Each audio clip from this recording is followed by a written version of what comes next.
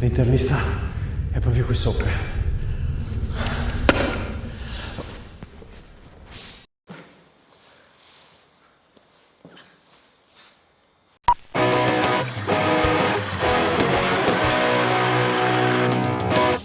Sono emerso qui a Torino, alla Fantastica Torino, per un motivo ben specifico, il TOHorror, il Fantastic Film Fest, uno dei principali festival italiani dedicati al cinema di genere e alla cultura del fantastico. In collaborazione con il Museo del Cinema di Torino e tenuto battesimo da Dario Argento, il TOHorror ci spaventa dal lontano 1999 e io non potevo mancare.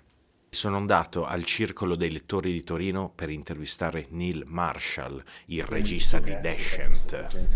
Seguo da tempo il tuo lavoro e ho un po' di domande da farti che mi scavano dentro, giustamente, per rimanere in tema Descent. So first and foremost, thank you for the opportunity, and there are going to be a bunch of questions because a lot of things moved inside of watching your movie. Good. Non sei prettamente un regista horror, però ne hai fatti parecchi e vorrei chiederti di cosa hai paura tu? Well, first, I would say I am a genre director, just not specifically horror genre. I think because my work's got horror, action, fantasy, sci-fi, so I work in all of these kind of genres. What scares me? Actually, we just went up in the elevator up to the top of the cinema museum, and that scared me. I'm not great with heights. I remember I went to see that film, what's it called, The Walk, about the guy who tightrope walks across the Twin Towers in New York. Yeah, and I saw it on IMAX in 3D, and I've never squirmed so much watching a film. It just was so uncomfortable because I just didn't like it. I was like, don't do that. That kind of stuff disturbs me. That kind of stuff gives me nightmares. But monsters and things like that, I love all that stuff. That doesn't scare me. I want to believe that Bigfoot and the Loch Ness Monster and things like that are out there. It's a more interesting world with these things in it than not. So I'm all for monsters. Farai mai una pellicola in cui inserirai le tue paure per cercare di superarle, magari? It is something I'm interested in. I wrote a script precisely about the fear of heights years ago that never got made, and it was always the idea that I wanted to make that in 3D and put the audience in that situation. So it was, the whole thing was dealing with heights, but as I say, I never managed to make that one. But that particular fear aside, I don't know. I'm looking to tap into something with Descent. I tapped into claustrophobia, as a fear. It's not necessarily something I am afraid of, but certainly a lot of other people are. So that's the main thing. It's less about scaring me. I want to scare everybody else who watches the film. Invece pellicole che ti hanno fatto paura, so che sei cultore dei film di Evil Dead, ad esempio, ma ci sono altre pellicole che ti hanno spaventato? Well, I think when I very first saw certain films, Lucio Fulci's Zombie scared me, but I was 11 years old or something when I watched that for the first time, so that was terrifying. And then films like The Howling and American Werewolf scared me the first time before I realized how funny they were. When you see them when you're 11 or 12 and you just take it, you see it, it's a scary movie. And then later on you watch them again and start to see that they're actually very, very funny. Those particular films. But certain films that have really scared me, or when I was a child, I watched a film called The Legend of Boggy Creek, which is one of the early fake documentaries, and it's about Bigfoot.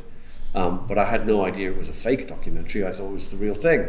And so I remember watching that, and that terrified me. And I've never watched it since because I know it's going to be terrible. I know it's probably a terrible movie, but the effect it had on me then was, it really gave me nightmares.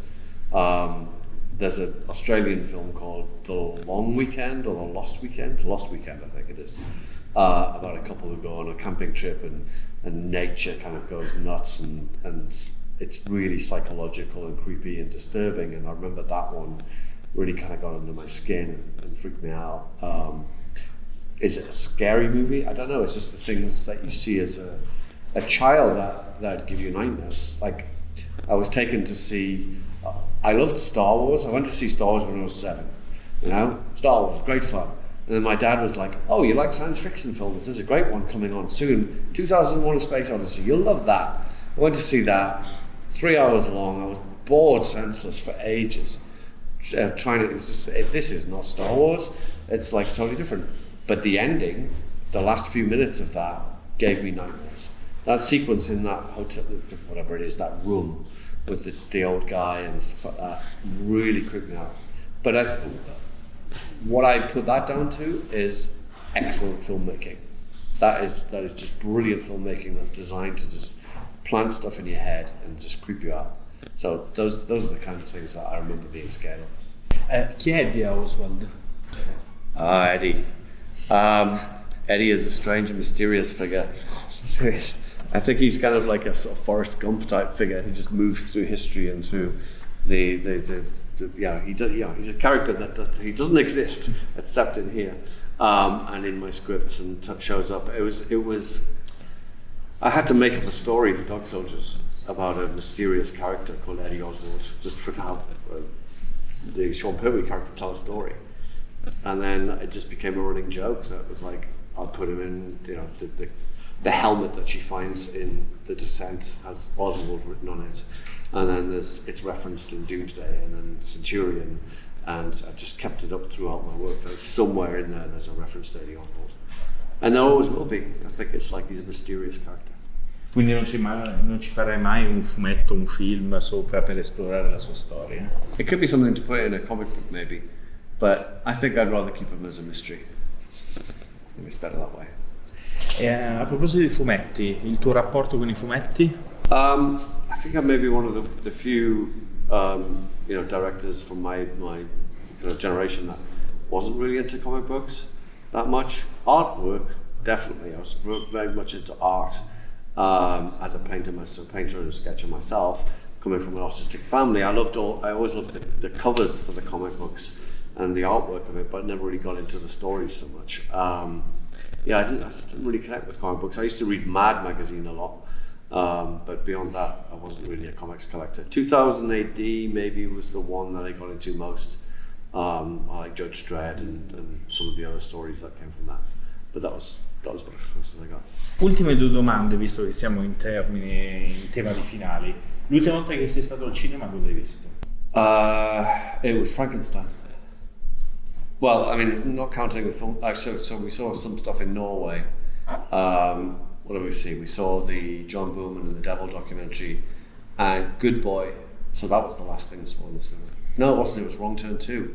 So I'm trying to watched too many movies. Yeah, I watched too many movies. Okay, the very, very last thing I saw was Wrong Turn 2, and then The Descent before that, then Good Boy, then The Boorman and the Devil, then Frankenstein.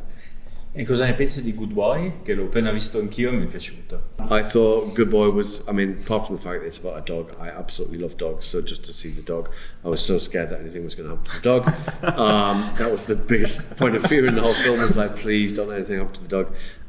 Performance of the year by a dog, should win an Oscar for that, it's amazing. I can see, how long why it took him so long to make. Trying to work with the dog, doing that kind of stuff, and really clever stuff with it. I don't know. I thoroughly enjoyed it. I mean, I think it's just a fresh take on horror. Domanda finale sul finale. The Descent è famoso per le 2 versioni del finale. Ci vuoi raccontare se ti ha dato fastidio doverlo cambiare, se è stata una tua scelta, com'è andata? Fascinating.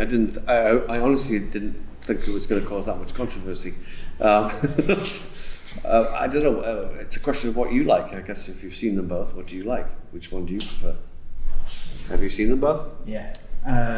Preferisco la versione europea dove si risveglia, dove c'è il sogno, quella che finisce male. You like the original, the UK, basically the rest of the world except America ending. Secondo te perché l'America ha voluto invece il finale più tecnicamente buono? Well, I know why they wanted it, because they wanted to get more bums on seats, because they tested the film. So Lionsgate picked the film up. They did audience testing with it, and they found that if they snipped off that last minute of the film, the scores went up another 10%. Like they were in the 80s, they went up to the 90s. So they were like, "This, we're going to put it out on way more screens if we do that, and we're going to make more money off it," which they did. So, but that's based on audience testing. So American audiences watched it and they wanted something that they thought was a happy ending. But to me, it just tells me how much most of them really didn't understand the film at all. So there you go. Quindi il sequel esiste solo per gli americani tecnicamente? Well, no, because the sequel doesn't even start where the American ending picks up. Like, it doesn't pick up from either ending. That's what's so daft about it. She comes out of a lake. Well, how did she get there? The American ending, she's in a car by a road, and in the UK ending, she's down a cave. So at no point is she suddenly in a lake, where she appears at the beginning of the second film. So it makes no sense. Grazie mille allora per il tempo, è stato un vero piacere. Thank you for your time. It was a pleasure. Thank you.